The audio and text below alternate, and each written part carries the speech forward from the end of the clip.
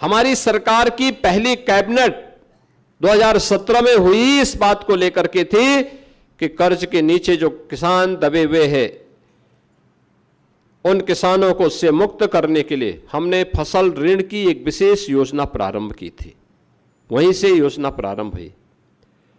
पहली बार उत्तर प्रदेश के इतिहास में लागत का 1.5 गुना दाम अन्नदाता किसान को प्राप्त हो और जगह जगह सरकारी क्रय केंद्र खोल करके उसकी उपज को खरीदने की कार्रवाई प्रारंभ हुई।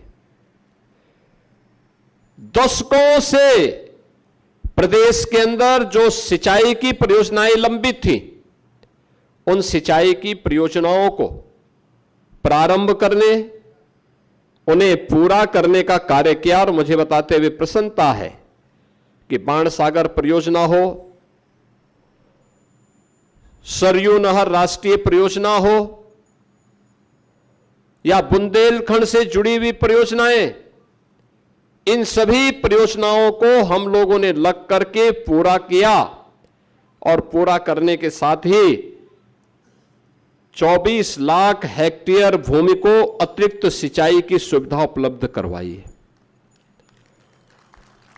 पहली बार हुआ है जब निजी नलकूप यानी सरकारी नलकूप में तो हम फ्री में पानी देते ही है, बिजली देते ही है, लेकिन निजी नलकूप में भी किसानों को फ्री में बिजली देने की व्यवस्था की। उस सारा पैसा 3000 करोड़ रुपए हम अपने सरकार के खजाने से भरते हैं, लेकिन किसान को राहत हो इसके लिए कदम उठाए हैं। ये पहली बार हुआ।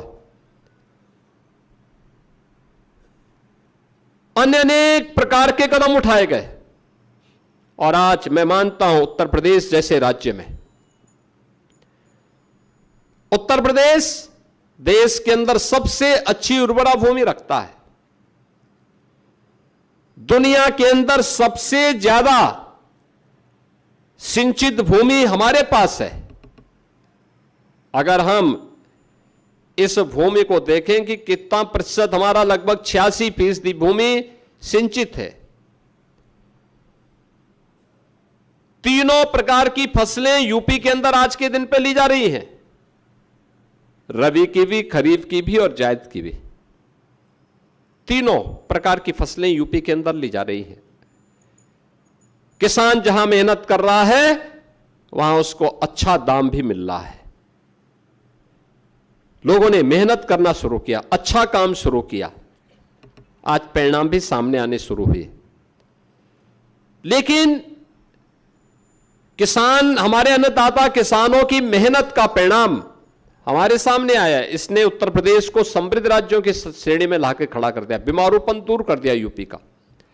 8% से कृषि विकास की दर को लगभग 18% तक पहुंचाने में सफलता प्राप्त की है हमारे अन्नदाता किसानों ने।